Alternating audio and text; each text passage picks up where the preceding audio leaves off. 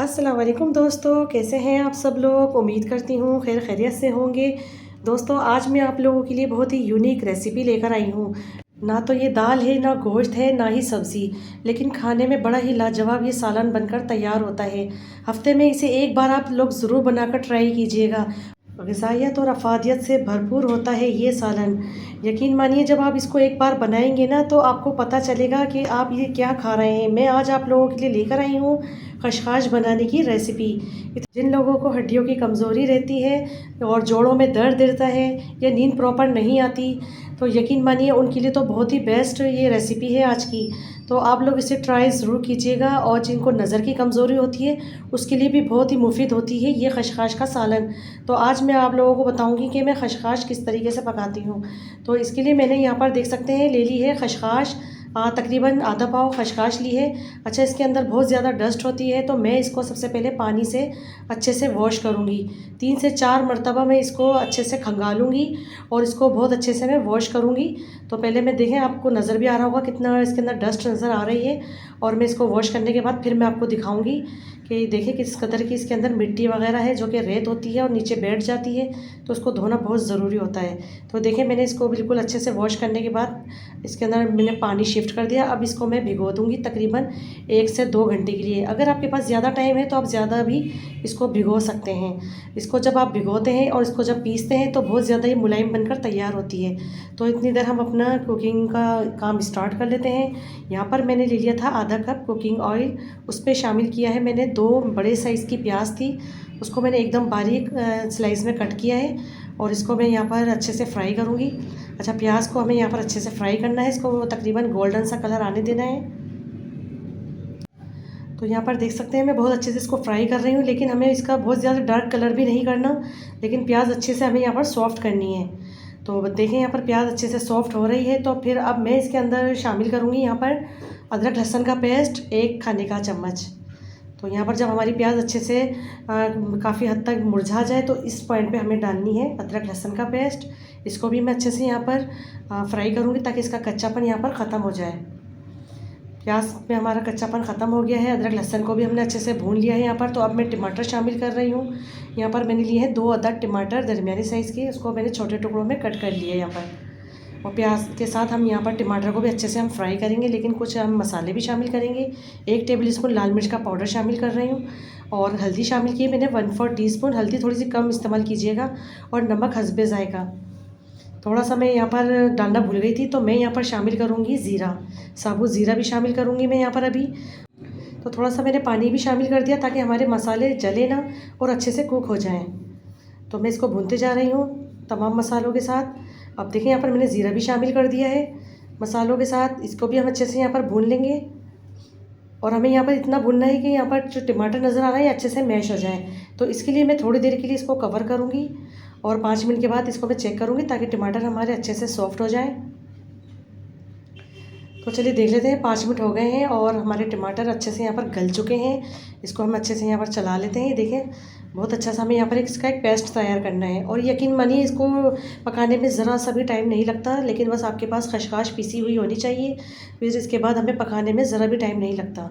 साथ में मैंने यहाँ पर अदरक भी शामिल कर दी है जूलियन में कट करके, और बस 1 बाय 1 हम इसमें सामान डालते जाएंगे। अब मैं आपको दिखा देती हूँ। देखिए मैंने यहाँ पर खशखाश को पीस लिया था। खशखाश को मैंने यहाँ पर सिल पर पीसा है। अगर आपके पास सिल नहीं है तो आप इसको चॉपर में या फिर जूसर ब्लेंड में भी पीस सकते हैं, ब्लेंडर के अंदर, लेकिन मुझे वो पीसी हुई इतनी मज़ेदार नहीं लगती। तो यहाँ पर देखें मैंने इसको सिल पर पीसा है और जितनी ज़बरदस्त ये देखें मुलायम सी हमारी हलवे टाइप जैसी हमारी ये खशखाश पीस कर ये तैयार हुई है। देखें, तो अगर आप इसको अच्छा सा टाइम देते हैं ना भिगोने के लिए तो ये बहुत आसानी से पीस जाती है और बहुत जल्दी आपका काम हो जाता है, वरना तो फिर आपके हाथों की वाट लग जाती है पीसते पीसते।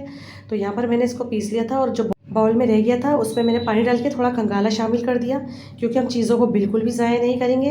प्यालियों को बर्तनों को अच्छे से साफ़ किया करें, इससे क्या होता है कि आपके खाने में बरकत आती है और अल्लाह पाक खुश भी होता है। तो यहाँ पर देखिए मैंने अच्छे से इसको खशखाश को इसमें मिक्स कर दिया है।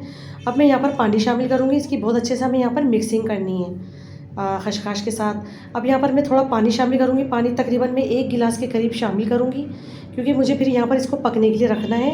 और हम इसको बिल्कुल स्लो आंच पर पकाएंगे। आप जितनी इसको धीमी आंच पर पकाएंगे ना, यकीन मानिए उतनी ही ये ज़्यादा फूलेगी और बहुत अच्छी बनकर ये तैयार होगी। तो इसका पहले एक बॉयल आ जाता है, मैं आपको चेक करा देती हूँ। मैंने तकरीबन 1 गिलास पानी शामिल किया है और इसको मैं अब यहाँ पर देखें बिल्कुल स्लो आंच पे रख दूँगी। और अभी से ये फील हो रहा है जैसे फूलना स्टार्ट हो गई है। इसको दम वाली आंच में मैं इसको रख के तकरीबन 1 घंटे तक पकाऊंगी। 1 घंटे के बाद बहुत अच्छे से हमारी कुक हो जाएगी, इसका कच्चापन ख़त्म हो जाएगा और ऑयल भी सरफेस पर आ जाएगा।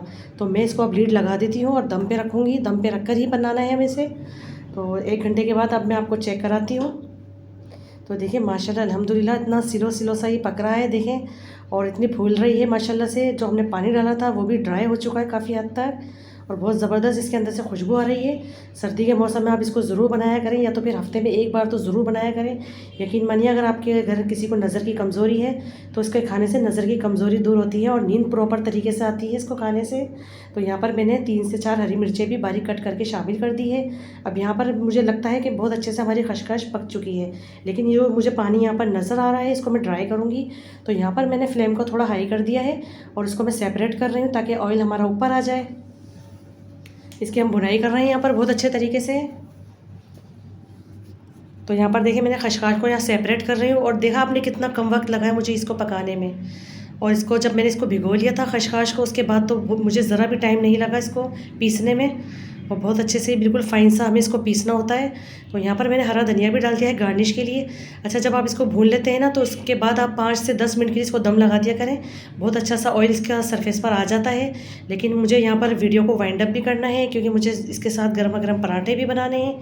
तो मैं आप लोगों को जल्दी से ही गर्मा गर्म सर्व करके भी दिखा रही हूँ, वरना आप इस पॉइंट पर इसको दम पे भी लगा सकते हैं। तो ऊपर से मैं थोड़ी सी और गार्निश कर देती हूँ। ये देखिए कितनी मज़ेदार सी हमारी खशखाश का सालन बनकर ये तैयार हुआ है।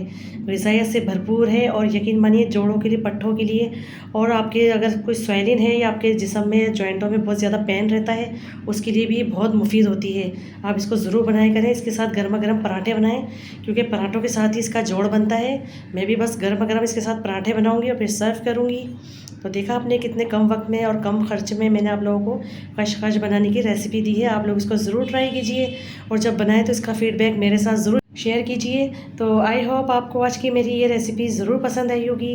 रेसिपी अच्छी लगी है तो प्लीज़ लाइक कर दीजिए, शेयर कर दीजिए और सब्सक्राइब भी कीजिए। दुआ में याद रखिए। मिलती हूँ फिर मैं एक और नेक्स्ट रेसिपी के साथ। जब तक के लिए अल्लाह हाफिज़।